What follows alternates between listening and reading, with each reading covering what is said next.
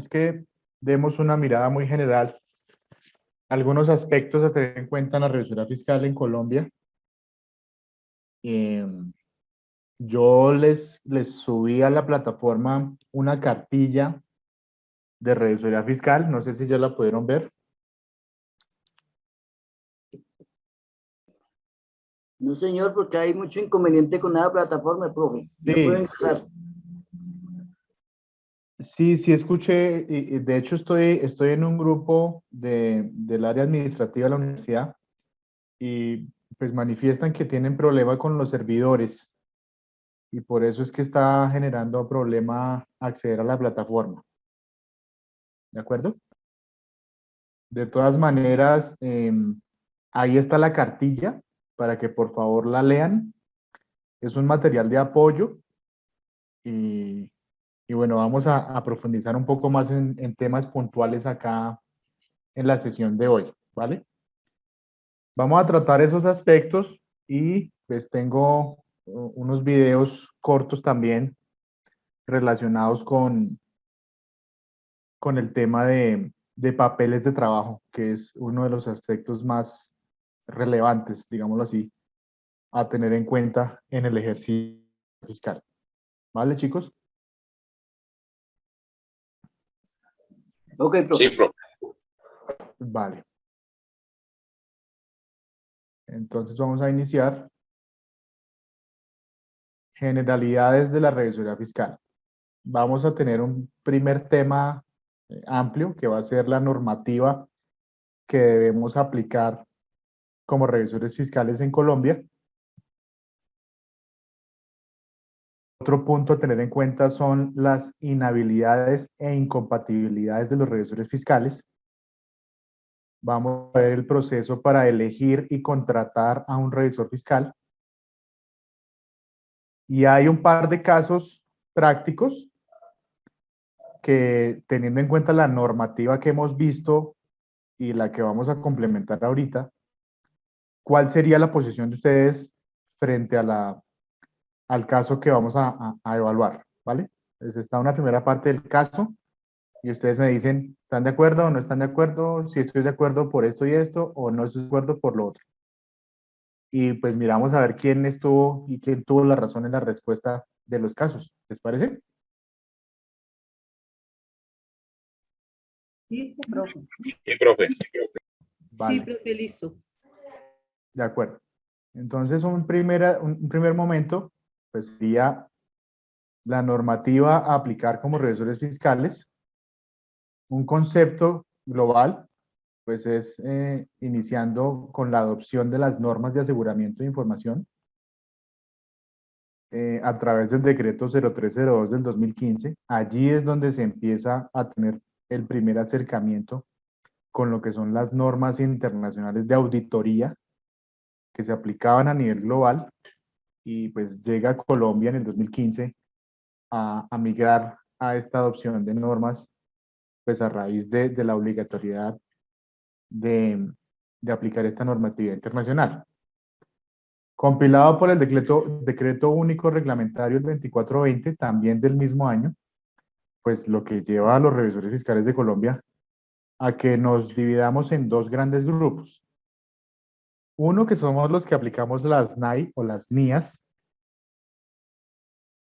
y otros que siguen aplicando las NAGA, que pues estas NAGA son normas de auditoría generalmente aceptadas en Colombia, que venía de la mano de las normas de contabilidad aceptadas en Colombia, que era casi que una normatividad muy local, creada por colombianos y aplicada al ejercicio puntual tanto de contabilidad como de revisoría fiscal en Colombia, pues por lo que la figura del revisor fiscal del país.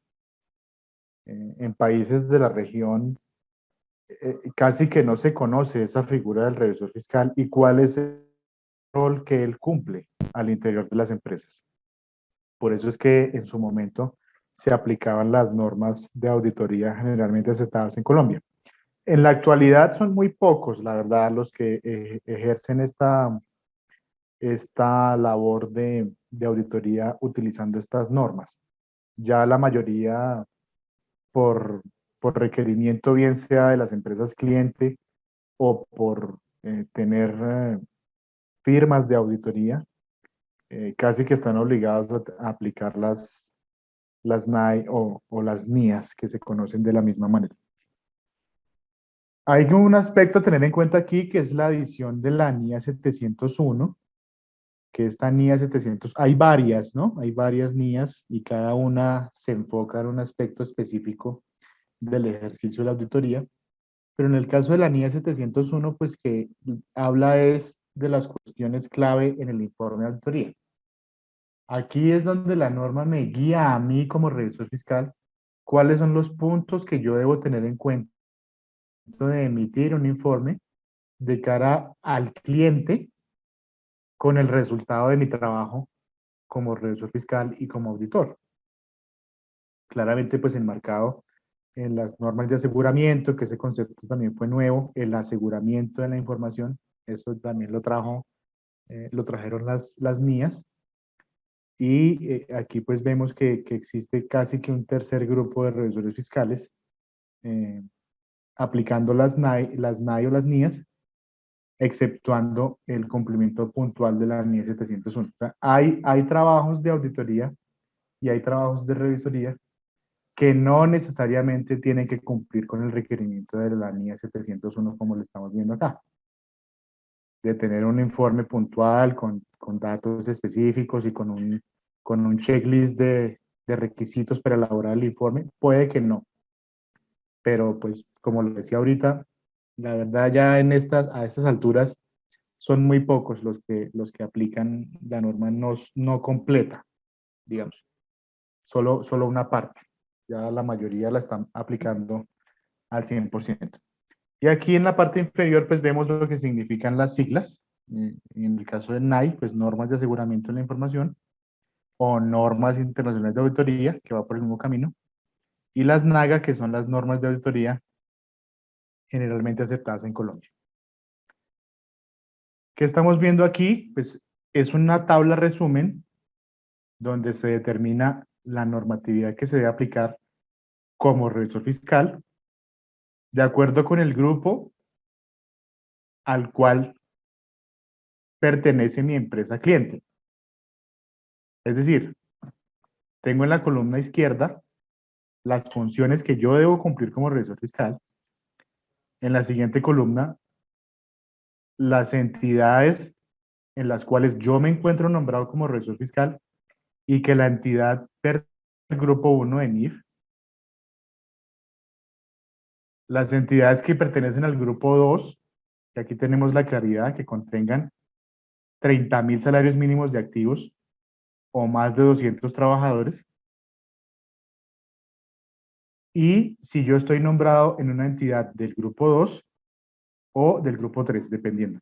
Ahí ya están las condiciones. Si están 30.000 salarios mínimos o menos de 200 trabajadores. Dependiendo de la asignación que tenga mi empresa cliente, si está en grupo 1, grupo 2 o grupo 3 de las normas de información financiera, NIF, asimismo yo tengo que asignadas unas tareas, unas actividades. ¿Cuáles son las funciones? Las vamos a ver. Elaboración del dictamen sobre estados financieros. Numeral 7 del artículo 208 del Código de Comercio. Esa es una función mía como revisor fiscal. Tengo también la función de evaluar el cumplimiento de las disposiciones estatutarias y la asamblea y junta de socios, así como el control interno. ¿Qué me lo obliga? El artículo 209 del Código de Comercio. Requerimientos de ética, también tengo que tener ahí en cuenta cuál es el ejercicio mío de cara a la ética profesional en el ejercicio de la revisión fiscal. Y también tengo la función de implementar sistema de control de calidad desde el ejercicio como revisor fiscal y que mi entregable esté de acuerdo con la normatividad vigente. ¿Qué le aplica al grupo 1? Normas internacionales de auditoría, incluyendo la NIA 701, que ya la vimos, que son las características que debo cumplir yo como revisor fiscal para emitir ¿qué?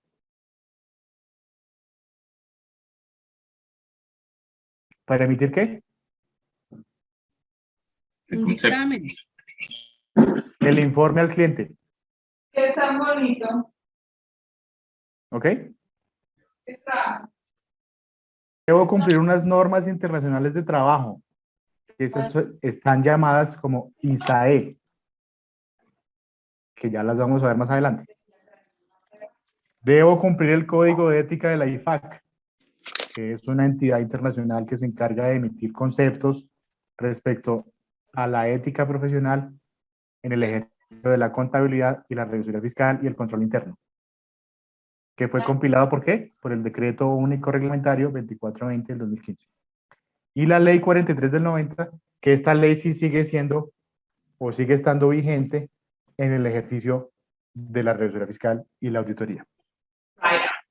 Y le aplica a todos las normas de control de calidad que son las NIC 1. Estas normas de control de calidad son para y por cumplimiento del revisor fiscal. ¿De acuerdo, chicos? Les agradezco los micrófonos, por favor. ¿Vamos todos hasta acá? Sí, profe. Sí, señor. Sí, profe. Dependiendo, para dejar claro, dependiendo del grupo en el que se encuentre mi empresa cliente, asimismo yo voy a ejecutar o no ejecutar trabajo de auditoría. ¿Vale?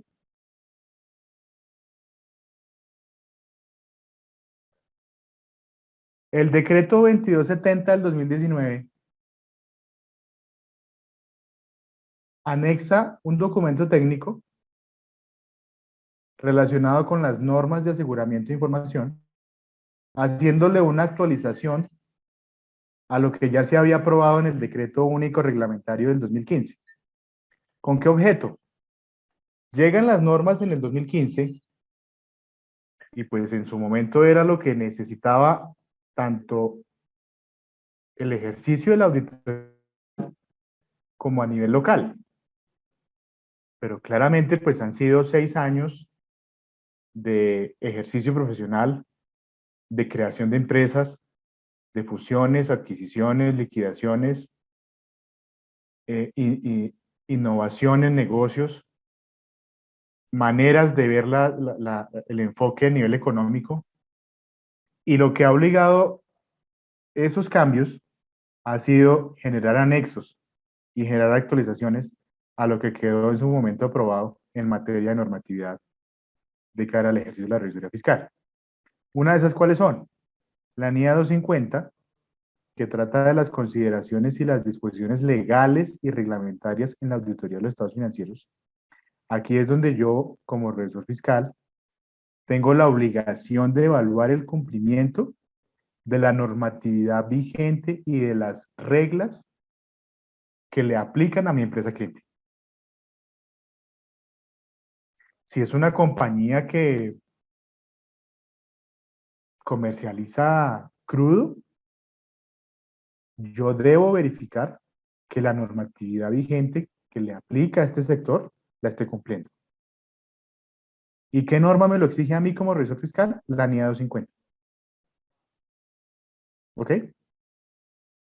Está la NIA 720, que habla de la responsabilidad del auditor con respecto a otra información. Esto quiere decir que yo estoy haciendo un análisis por mi cuenta como revisor fiscal, pero yo debo identificar que no existan incongruencias materiales, míralo aquí lo dice, incongruencias materiales entre otra información de estados financieros, es decir, que esté llevando una doble contabilidad, por ejemplo. ¿De acuerdo? Que pasa en muchas empresas donde se maneja la contabilidad para los clientes, para los bancos, para los inversionistas y otra para los dueños. ¿Sí es claro? Profe, perdón, ¿y ahí cómo el revisor se daría cuenta si finalmente le entregan es un solo informe para que revise? Hay un proceso que se trata, y es justamente el que vamos a ver ahora más adelante, de los papeles de trabajo, de los requerimientos de información. del análisis que yo hago en las planeaciones cuando voy a adelantar mi trabajo de auditoría.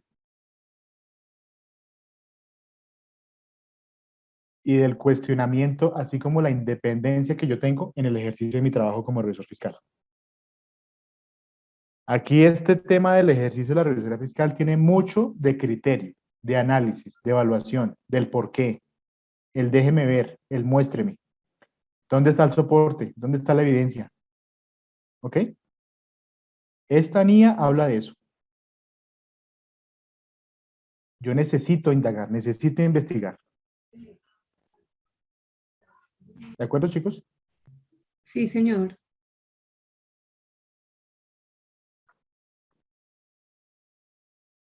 Está la ISAE 3000, que esto es propio del ejercicio de la auditoría. Y estamos hablando de los encargos de aseguramiento distintos de la auditoría o revisión de información financiera histórica. Aquí, esto es control de calidad al 100%. ¿En qué sentido?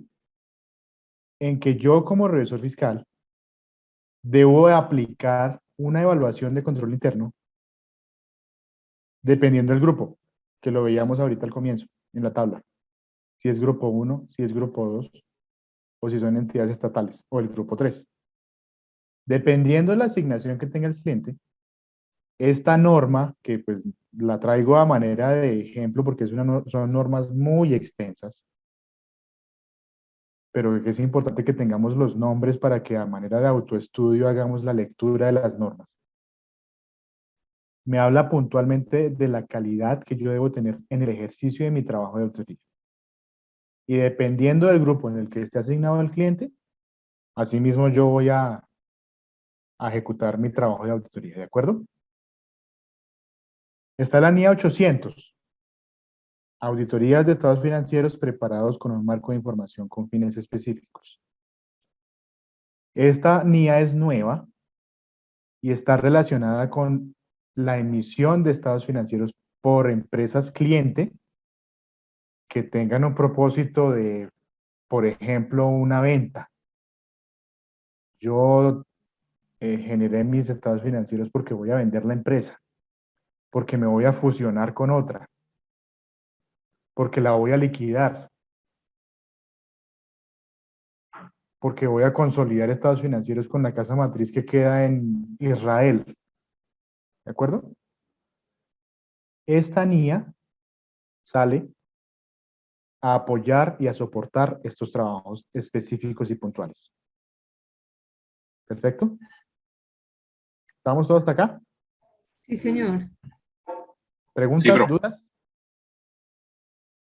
¿O todo claro? Clarísimo. Vale. Existen unas inhabilidades y unas incompatibilidades de los revisores fiscales. ¿Ok? Entonces, puntualmente quise traer primero lo que significa cada una. ¿Qué significa una inhabilidad y qué significa una incompatibilidad? Entonces, la voy a leer, por favor. La inhabilidad es una condición legal propia de quien aspira a ejercer un cargo, impidiéndole su elección y nombramiento. Su inobservancia le implicaría a este profesional una sanción de carácter disciplinario de acuerdo con el pronunciamiento de la Corte Constitucional en las sentencias tales y tales. ¿Ok? Aquí tenemos una inhabilidad. Esa es la definición. Que si yo no hago caso de que estoy inhabilitado para ocupar un puesto, tendría una sanción disciplinaria como profesional. ¿Qué significa la incompatibilidad? Es entendida como aquella circunstancia que surge durante el desarrollo de una actividad y constituye impedimento para continuar ejerciendo el cargo, so pena de contrariar las disposiciones legales y éticas, lo cual significa que el sujeto debe abstenerse de aceptar otros encargos o generar otros vínculos.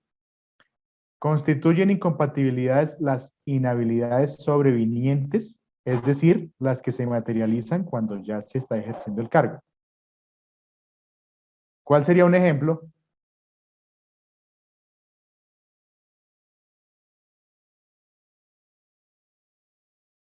Conflicto de interés. Pero un ejemplo, ¿cuál sería? ¿No se les ocurre ninguno? La primera sería más como es el marco jurídico, ¿verdad? Que simplemente no Sí. tengo las condiciones. Tengo una sanción, tengo alguna investigación. Estoy inhabilitado. Inhabilitado, no puedo.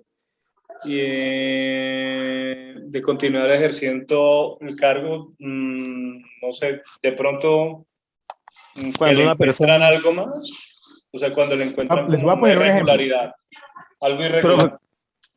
cuando una persona genera como un cargo público y queda incompatible para celebrar otro o para volver a ejercer en menos de un tiempo eh, las mismas funciones. Sí, No o sea, sé.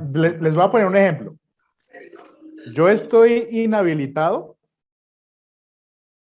porque me nombraron como contador público en una empresa, pero la Junta Central de Contadores me quitó la tarjeta. Ok. ¿Ok? Porque yo cometí un delito y la Junta dijo, no, yo le voy a suspender la licencia. Y yo no dije nada y me nombraron como contador en una empresa. Ahí estoy inhabilitado. Y que si yo Profe. ejerzo, hay una sanción de carácter disciplinario. ¿De acuerdo? ¿Quién me iba a preguntar? Una, una inhabilidad también se puede dar cuando es funcionario público y de pronto quiera tener un contrato con una empresa particular. También está inhabilitado. Solo que pues ese es por otro camino, ¿cierto? Aquí estamos viendo desde cara al ejercicio contable. Pero la inhabilidad también aplica ahí. Y la incompatibilidad, me De pronto que nombraron sea revisor fiscal de una empresa. realizarle la revisión fiscal a la empresa de mi esposa. Y resulta que el dueño es hermano mío. Fue mi esposa, es la dueña. Ahí hay un tema de incompatibilidad. ¿Vale? Chicos, Solo no puede llevar la revisoría, pero sí podría llevar la contabilidad. ¿y por qué? ¿Y por qué? ¿Tú qué dices?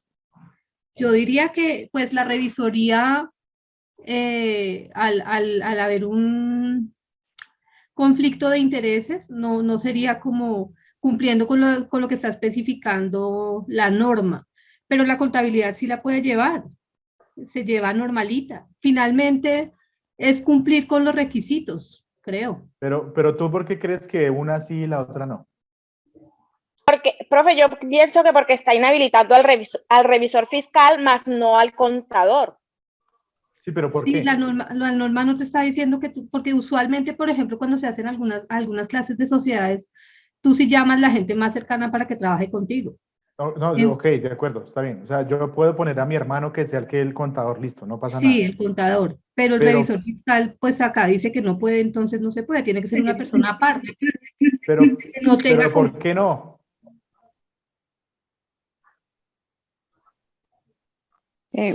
Profe, Porque pero no tiene le que porque quitaron la evaluar porque tarjeta. podría, emitir. Porque hay un conflicto de independencia, se llama. ¿Recuerdan que cuando vimos las funciones del revisor fiscal, hablamos de una que se llamaba la fiscalización y la independencia? sí, señor, ¿Recuerdan? sí, señor. Por eso es que el revisor fiscal no puede ser familiar de nadie, porque habría conflicto de independencia.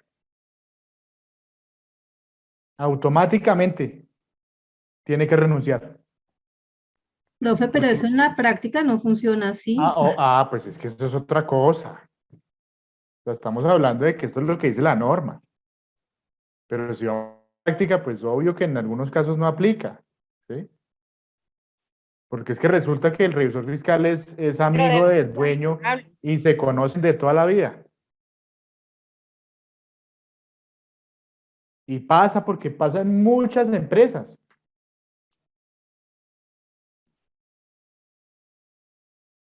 ¿Sí? Una cosa es que la norma diga y otra cosa es lo que tú estás diciendo que pues es más común de lo que uno creería. ¿Vale? ¿Sí me siguen hasta acá, chicos? Sí, profe. Sí, señor. Sí, profe. Sí, profe. Correcto. Chicos, ¿me regalan por favor un momento? ¿Ya regreso? Un momento. Hágale, profe, no se afane. Todo bien, profe.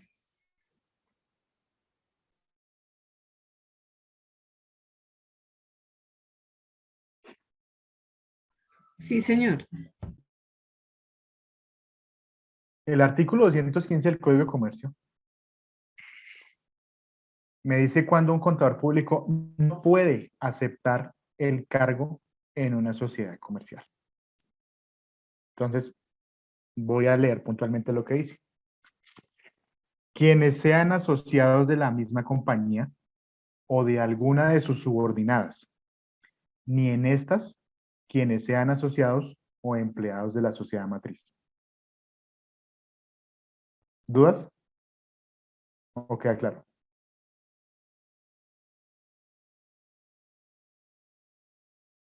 Yo no entiendo los conceptos. Pues es muy técnico, ¿no? Entonces por eso me detengo por pedacitos. Según el artículo 205 del Código de Comercio, un contador no puede aceptar el cargo en una sociedad comercial cuando quienes sean asociados de la misma compañía, es decir, compañías filiales, o de alguna de sus subordinadas. ¿Tenemos claro el concepto de compañía subordinada? Que una depende de la otra. Cuando aquí hay las famosas sucursales, profe. Por ahí es, más o menos. ¿Sí? Sí, señor. Ni en estas. O sea, nada que tenga que ver una con la otra. Subordinadas, filiales, sucursales, nada. Quienes sean asociados o empleados de la sociedad matriz. Les pongo un ejemplo. Hay una sociedad matriz que está ubicada en Brasil y tiene una subordinada en Colombia.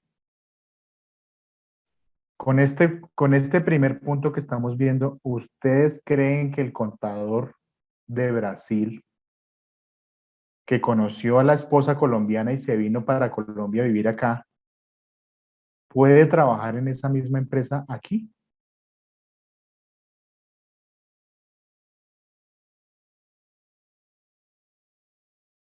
¿Qué opinan?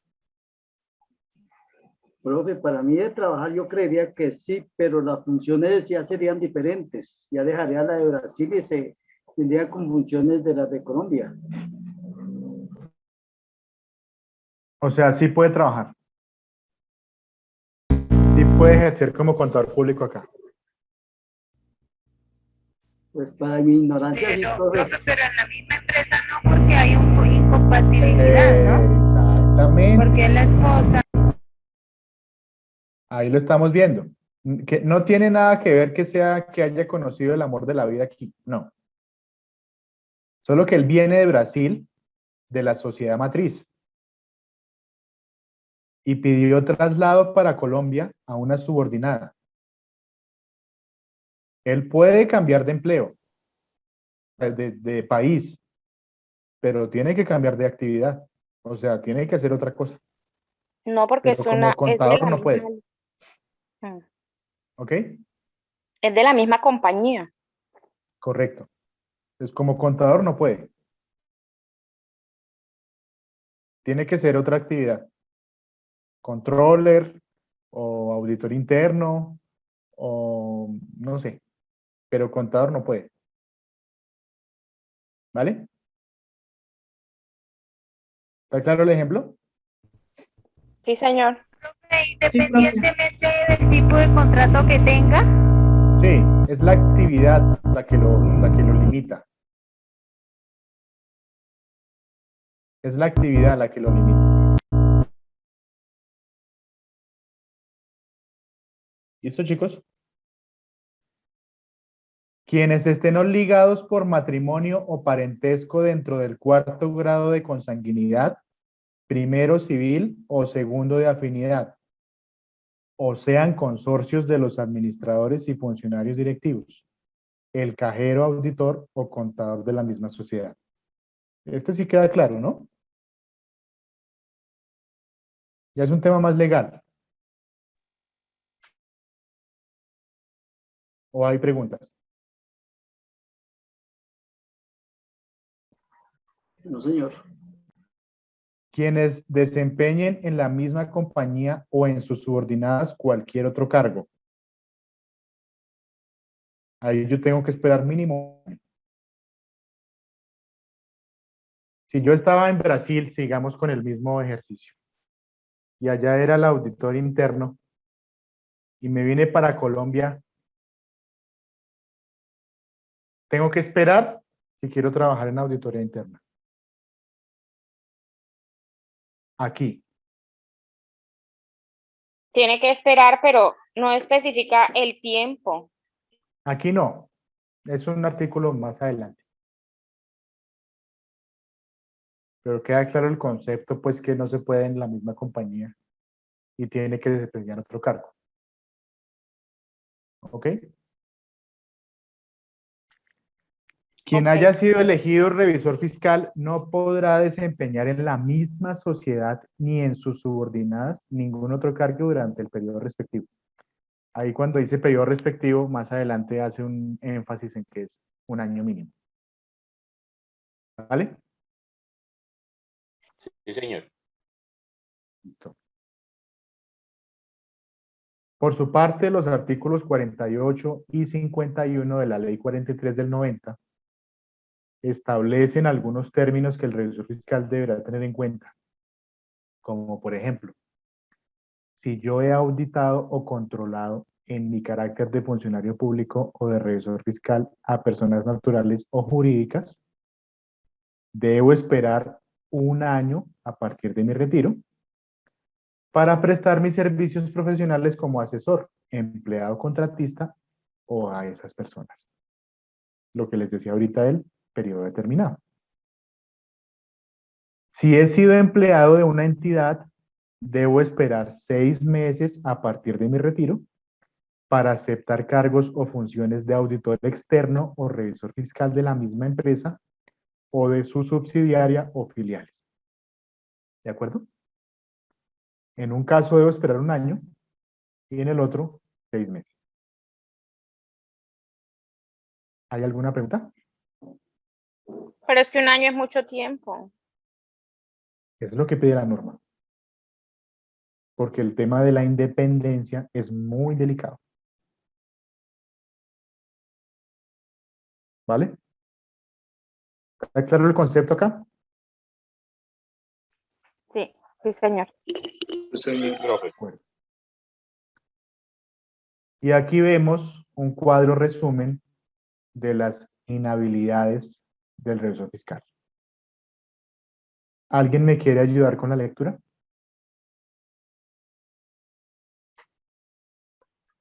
Hagámosle. Dale, Frank o no sé. ¿Sí, Frank? ¿O Alejandro? ¿Quién era? Bueno, Frank. Era los dos. Bueno, dale, cualquiera, el que me quiera ayudar. Cuadro resumen de las inhabilidades de revisor fiscal. Primero, situación. ¿Se puede ser revisor fiscal y socio de la misma sociedad? Respuesta. No. El artículo 205 del Código del Comercio lo prohíbe. Segundo, ¿existe un número límite de revisorías que puede aceptar un contador público? Respuesta. Solo existe un límite de 5 revisorías en sociedades por acciones. Ver artículo 215. Tercero, ¿se puede pasar de ser contador a ser revisor fiscal o auditor externo?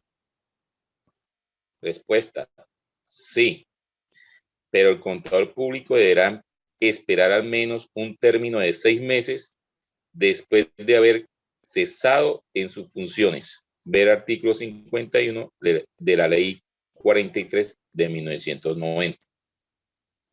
Cuarto, ¿se puede pasar de ser auditor interno a revisor fiscal o auditor externo?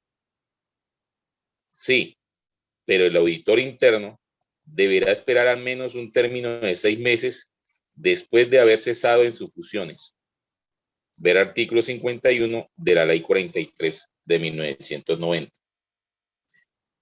Cuarto, ¿se puede pasar de ser auditor interno a revisor fiscal o auditor externo? Respuesta, sí, pero el auditor interno deberá esperar al menos un término de 6 meses después de haber cesado en sus funciones. Quinto, ¿se puede pasar de ser revisor fiscal a contador público? Sí, pero el revisor fiscal deberá esperar al menos un término de 1 año, pues de haber cesado en sus funciones. Ver artículo 48 de la ley 43 de 1990. Sexto, ¿existe un número máximo de periodos en los que puede ser reelegido un revisor fiscal? No. No existe en la normativa un periodo máximo de permanencia de revisor fiscal en una entidad. Séptimo, una sociedad no inscrita ante la JCC puede actuar Junta como Central de Contadores, Frank. Ok. ¿Puede actuar como revisora fiscal? No. Para una sociedad puede actuar como revisora fiscal, debe hallarse inscrita ante la Junta Contadora de Contadores. Artículo 2 del Decreto 1510 de 1998. Octavo, en una propiedad horizontal, uno de los copropietarios puede ser su revisor fiscal. No. Cuando se trate de un conjunto de uso comercial o mixto, sí, si se trata de un edificio conjunto de uso residencial, sí podrá ser uno de los copropietarios. Ver artículo 56 de la ley 675 del 2001.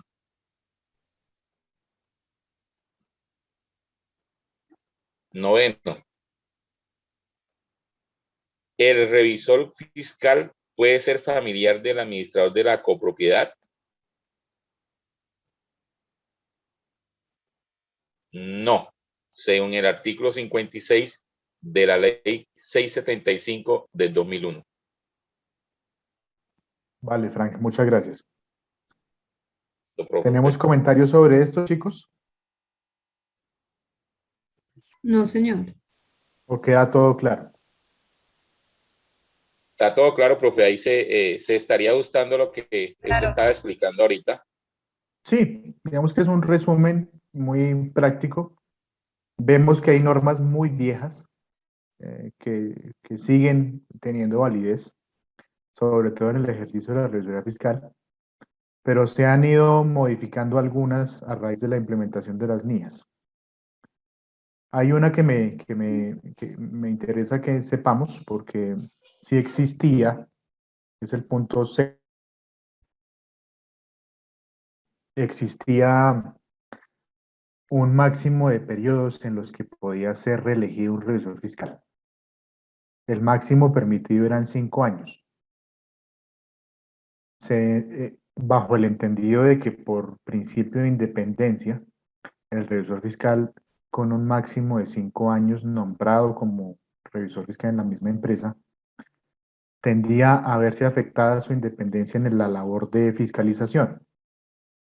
pero pues esto quedó derogado con la entrada en vigencia de las niñas, que pues casi que esto pues no era relevante para el ejercicio de la actividad como auditores o como revisores fiscales, porque la norma es la que me pide a mí como revisor fiscal que cumpla unos parámetros para el desarrollo de mi trabajo.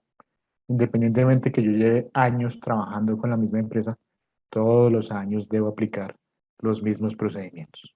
¿De acuerdo? Sí, señor. Profe, pero a una persona que se nombre como control interno, ese sí tiene tiempo, ¿cierto? Eso depende. Depende también el alcance y depende de la compañía. Por favor, doctor. No exige que tenga un mínimo, un máximo de tiempo, no. Ya quedó derogado ese tema.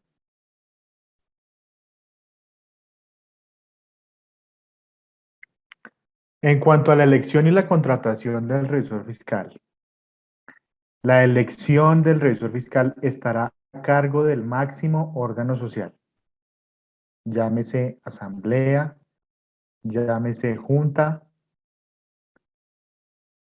o asamblea de propietarios. Ellos son los encargados de elegir al revisor fiscal. Aquí pone el ejemplo puntual de que en el caso de que sea una sociedad comandita por acciones, pues ellos, la mayoría absoluta de votos de los comanditarios, pues serán los que van a elegir al revisor fiscal. Pero la esencia es, el máximo órgano social es el encargado de elegir al revisor fiscal de la empresa. Se encuentra planteado en el artículo 204 del Código de Comercio. Ahí es donde está establecido el máximo órgano social para la elección del revisor fiscal y los puntos a tener en cuenta cuando yo soy nombrado como revisor fiscal. Debo tener integridad en mi ejercicio profesional. El contador público deberá mantener incólume su integridad moral, es decir, firme, intacta, sin daño, cualquiera que sea el campo de su actuación en el ejercicio profesional. Contador, revisor fiscal, auditor interno, auditor externo, controller, etcétera, etcétera.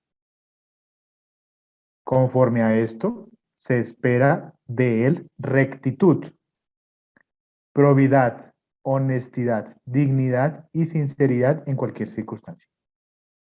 Es decir, integridad profesional en todo el sentido de la palabra. Dentro de este mismo principio, quedan comprendidos otros conceptos afines que sin requerir una mención o reglamentación expresa, pueden tener relación con las normas de actuación profesional establecidas. Conceptos que pudieran tener coincidencia moral, lealtad en distintos planos, veracidad como el reflejo de la realidad incontrastable, justicia, equidad y apoyo en derecho positivo.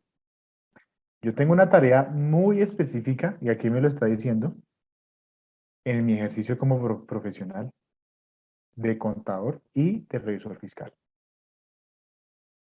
Íntegro en todo el sentido de la palabra, se supone, ¿no? Es lo que dice la norma. Ya cada uno irá evaluando si conoce o no conoce casos en los que se está cumpliendo la norma al pie de la letra, o por el contrario, hay vacíos que están quedando en el ejercicio profesional. La objetividad representa ante todo imparcialidad y actuación sin perjuicios en todos los asuntos que le correspondan al campo de acción profesional del contador público. Aquí yo voy a mirar todo con objetividad.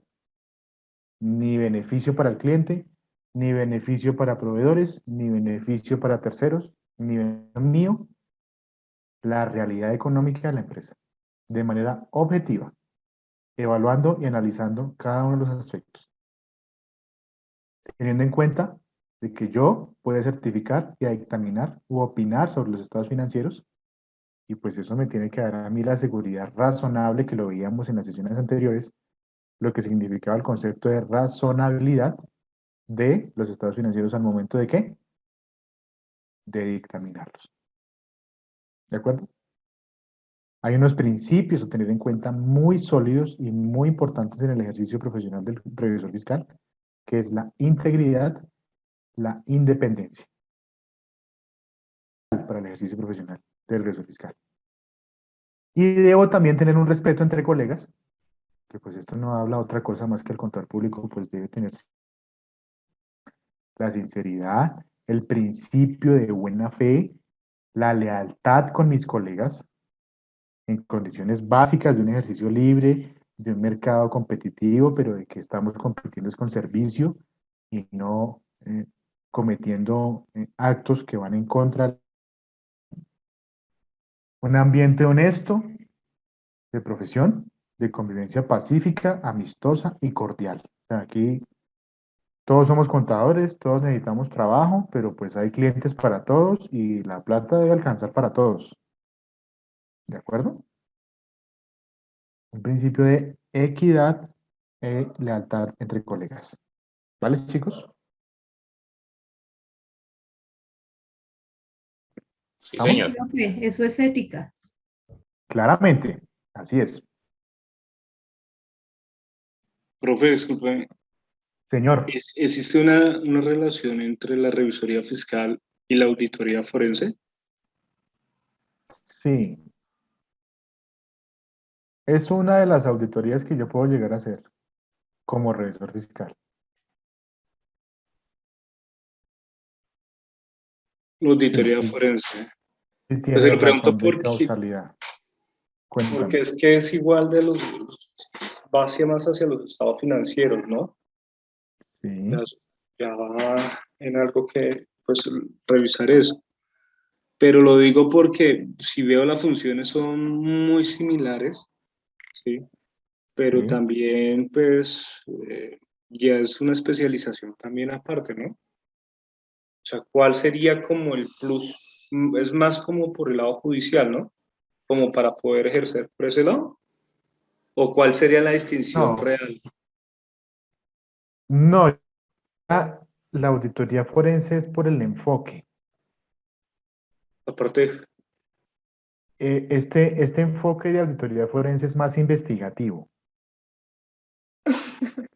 Yo no sé si tienen claro el concepto de retrospección.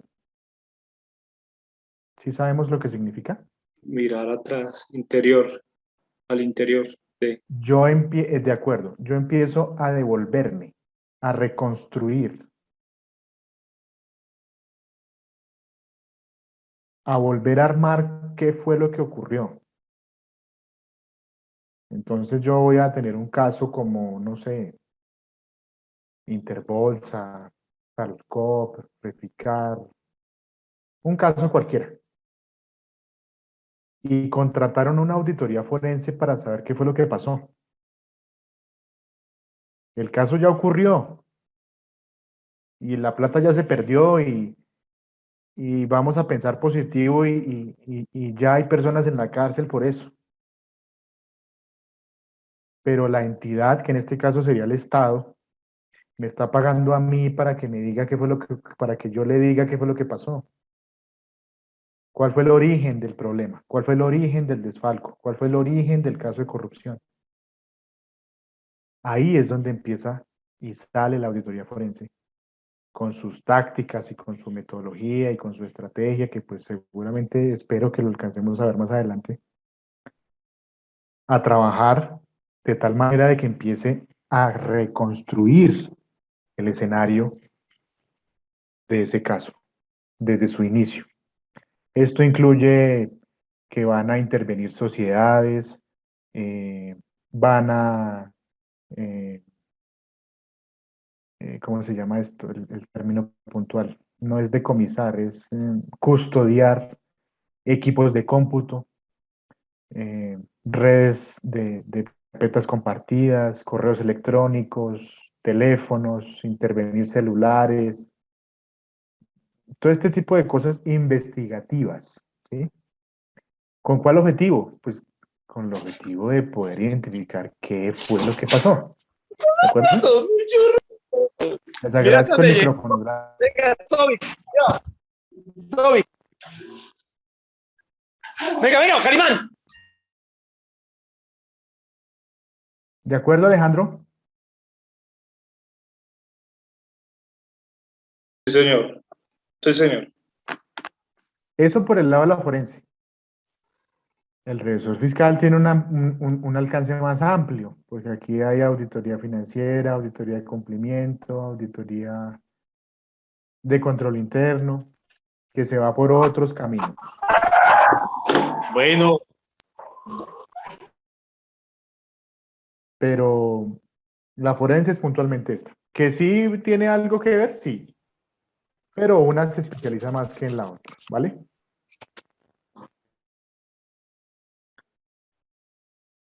No sé si con eso respondo tu pregunta. Sí, señor. Ustedes revisé prácticamente ayer en que se equivocó el contador y el revisor. De acuerdo, claro. De hecho, yo tengo la facultad de investigarlos a ambos. Al revisor fiscal y al contador también.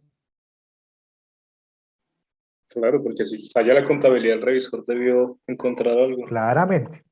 Y no lo Ese también informó. lleva ahí. También lleva.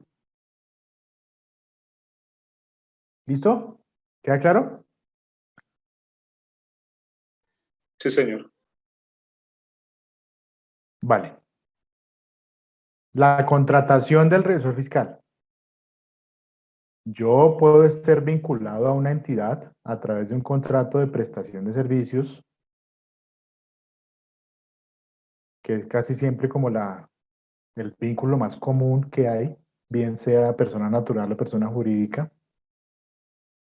Pero ¿cuáles son las características? No hay subordinación. Es decir, yo soy el revisor fiscal de esta empresa, pero mi jefe no es el dueño. Tenemos una relación de trabajo, pero yo soy independiente en mi trabajo como revisor fiscal. ¿Qué logra con esto? Pues disminuir el riesgo de amenazas en la ejecución de mi trabajo.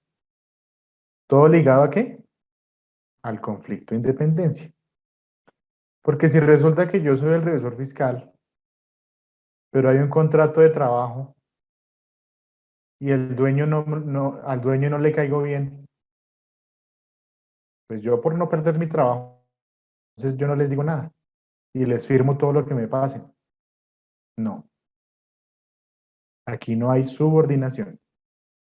¿Listo, chicos? Hay autonomía e independencia del contratista en el ejercicio de las labores. Esto quiere decir que pues, el revisor fiscal es autónomo en el ejercicio de su trabajo. Ahí lo único que debe informarle al cliente es que cuál va a ser su plan de trabajo del año por el cual va a estar nombrado y que esos tiempos y esas actividades se cumplan. Pero el resto es autónomo e independiente en el ejercicio de sus funciones. La temporalidad de la vinculación puede ser máximo de 2 años, dependiendo. Esto va muy de la mano de los nombramientos. Yo les mencionaba a ustedes que normalmente se nombra cuando hay asambleas en el mes de marzo y puede quedar máximo hasta la siguiente vigencia, pero pues va muy de la mano de la decisión que vaya a tomar la asamblea y la junta, si continúa o no continúa el revisor fiscal nombrado. ¿De acuerdo? De tal manera que, ¿qué? Pues que no se vaya a afectar la independencia del revisor fiscal y que siga teniendo validez legal su ejercicio como revisor fiscal. No hay horarios ni jornadas de trabajo. Esto quiere decir que, pues, el revisor fiscal que esté nombrado en una empresa, que como lo veíamos ahorita, puede estar nombrado máximo en 5 sociedades por acciones, o sea, las llamadas SAS. Aquí, si él tiene el plan de trabajo para que lo haga en un mes y el resto del año no vuelve, pues perfecto. Cumplió con su trabajo y cumplió con la propuesta que le aceptó el cliente. No hay horario ni jornada de trabajo. Desde que se cumpla con las actividades, se cumpla con los requisitos y se le dé buena atención al cliente en todos los requerimientos que él tenga. ¿De acuerdo, chicos?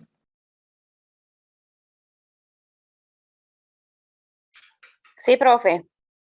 Puntualmente, ¿qué me asigna a mí como revisor fiscal la norma?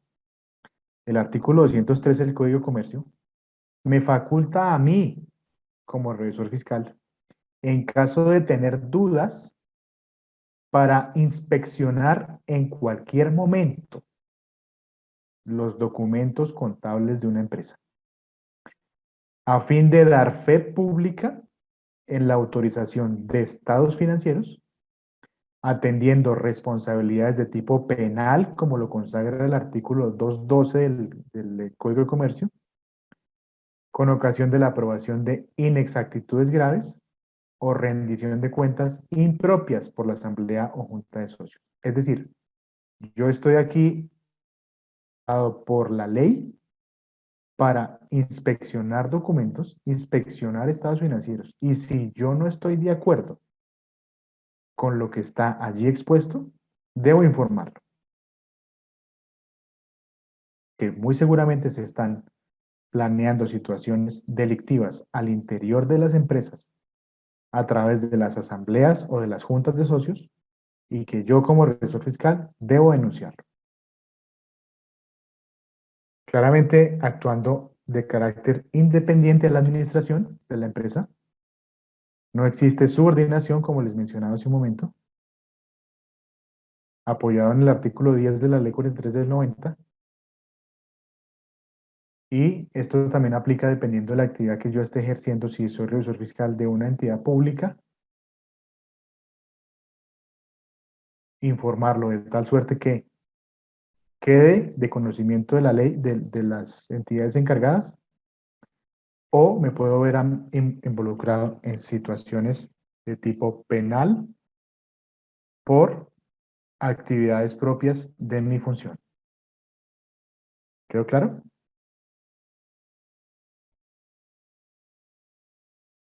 ¿Cuáles son las etapas para vincular a un revisor fiscal?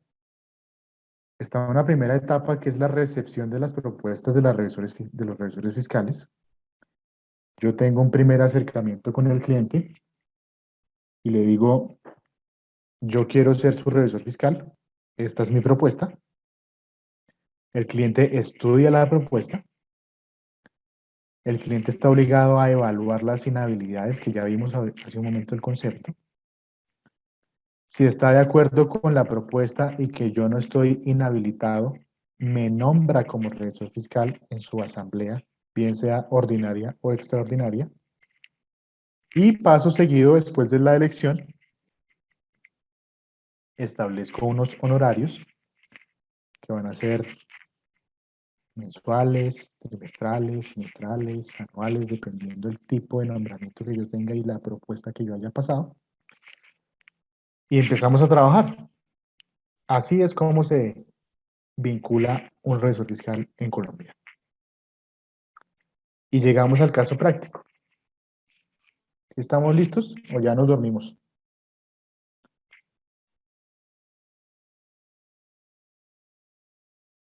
Chicos. Profe, atentos. Sí, profe, aquí estamos. ¿Estamos listos? Sí, profe, estamos pendientes. Primer caso. Pilas con esto porque aquí vamos a mirar si sí o si no. La revisora fiscal de la entidad ABC fue elegida por la Asamblea de Accionistas el 10 de septiembre del 2020. El 9 de marzo del 2021, en la reunión de la Asamblea donde se pretende presentar los estados financieros del 2020, el contador público no los presenta y responsabiliza a la revisora fiscal por esto. ¿Es válida la acusación del contador público?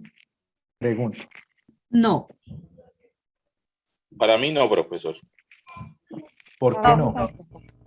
La responsabilidad de registros, de entregar informes y ese tipo de tomar toda la información y llevarla a un estado final de estados financieros es del contador. O sea que la ¿Y por qué responsabilidad de revisor quién? del contador? Porque el revisor fiscal es el que verifica si estos estados financieros se encuentran bien. Sí. O sea que no es válida No es válido. la acusación del contador público.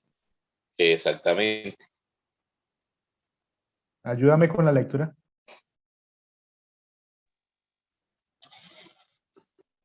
Respuesta. La acusación del contador público no tiene validez, puesto que la responsabilidad por la elaboración no recae sobre la revisora fiscal.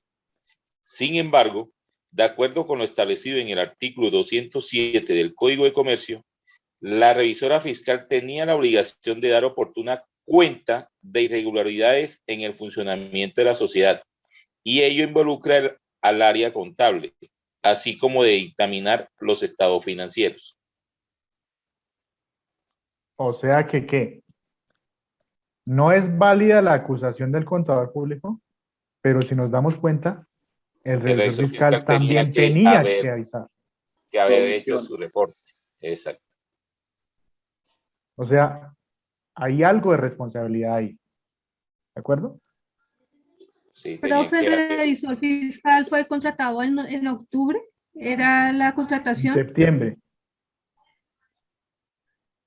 Septiembre del 2020.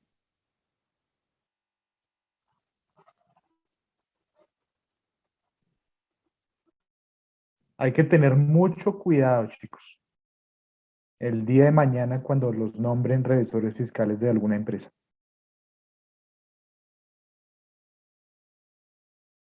¿Listo?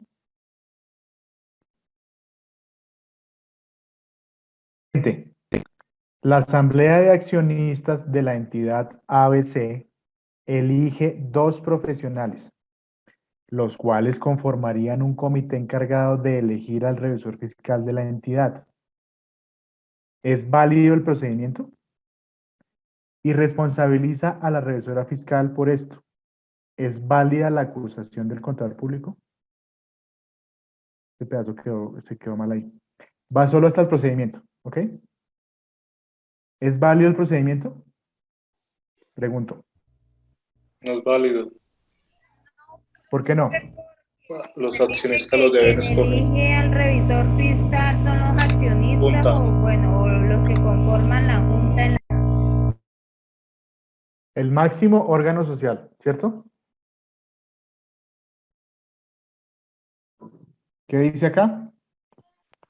¿Quién me ayuda? Yo. El procedimiento no tendría validez legal, puesto que deberá ser la mayoría absoluta de la Asamblea la que elija al revisor fiscal de la entidad, tal como se establece en el artículo 204 del Código de Comercio. En consecuencia, si se da el caso, cualquiera de los socios podrá mostrarse en desacuerdo con el procedimiento. Gracias. ¿Sí queda claro?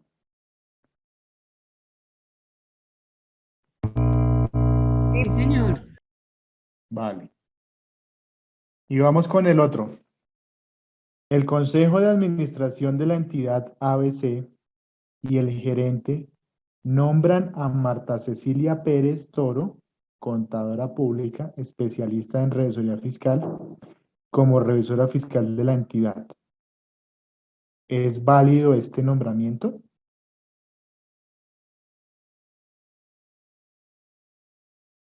Según la respuesta anterior, tampoco sería válido porque tendría que elegirlo no solo el consejo, sino la asamblea completa. ¿Quién da más?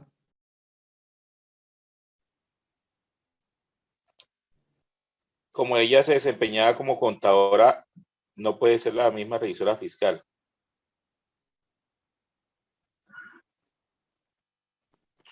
Ok, ¿quién da más? ¿Nadie? ¿Qué opinan, chicos? Cuando Los escucho. dice Consejo de Administración, ¿a qué se refiere? Debe A ser los que entonces eligen en una propiedad una horizontal. horizontal, sí. El Entonces no presidente, puede. los consejatarios o como les digan, no Entonces se no, puede. porque serían... No se puede. No se puede.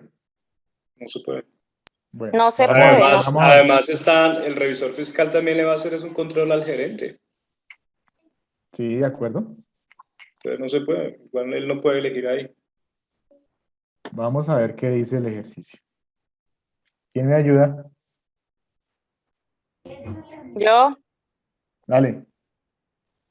respuesta. De acuerdo con los planeamientos procedentes, la contratación de la revisora fiscal a través de la gerencia y del Consejo de Administración no cumple con lo establecido en el artículo 204 del Código de Comercio.